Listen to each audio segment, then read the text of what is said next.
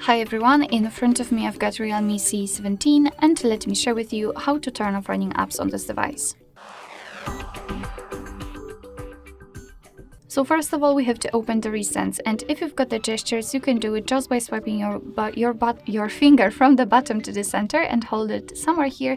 And if you've got the 3 buttons navigation, simply tap on this button with 3 bars icon. So let's tap on it, and as you can see here, we've got the recents. If you want to, you can close, for example, only one of those apps, just find it and swipe it up just like that. But if you want to close them all, just tap on close all. And as you can see, we just successfully closed all background tabs in this device.